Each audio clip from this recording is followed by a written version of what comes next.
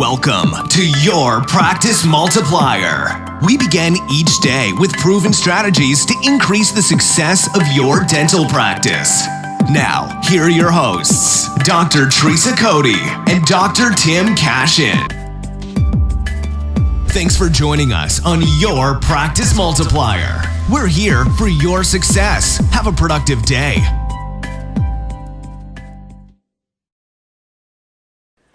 Welcome back to your Practice Multiplier. These small changes will really have a huge impact. We know because we've done it. So let's talk about hygiene. This is a little harder. Yeah. So we're yesterday or in the last video, we talked about concerns on the doctor side, but today we're going to talk about some concerns on the hygiene side. Now, for years, how did we dismiss the patient in hygiene? Well, we said, looks good, Tom. We'll see you in 6 months. So ask yourself, does that create value for the patient to really encourage them to keep their appointment next time? I think if you're really honest, your answer is no. Right. And, you have those patients, they come in very dutifully every 6 months. But then you have others, I didn't know it had been a year, 2 years. Right. Life goes on. Life is quick. 6 months comes around fast. So we did 2 small changes here. Well, let's start with an easier one. Let's say it's a new patient that comes in with perio, all right? And let's say that the next appointment is to do some SRP, right? So, a concern here would be certainly to tell the patient that, we're very concerned, Dr. Cashin's very concerned about the health of your gums, so it's so important that we see you next time so that we can make sure that your gums stay healthy. That's a little bit of an easier one. I'll tell you what's harder. What's harder is a concern when there's no treatment to be done, and really the next appointment is a regular hygiene appointment. But you can ask any hygienist. There are things. There's buildup of tartar, there's staining, there's a perio pocket.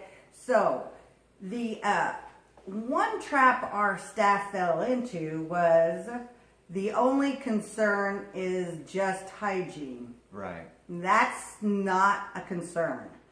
Yeah, and let me say something here is that, we all know in our practice the patients that just methodically keep their appointment, right? But you also know the ones that tend to miss. And so it's really critical here that for those patients that you really tell them in a way that you are concerned. Right. I mean, this is another example of a small change can make a big difference. Well, and you say that Tracy, your hygienist, Tracy, is concerned with the amount of stain and buildup. So we need to see Sally exactly on time in 6 months. Now that's the next change. Yes. So we have found this is something that's not difficult to do. This is a small change that made a big difference. So what do we say in our office now instead of, we'll see you in 6 months?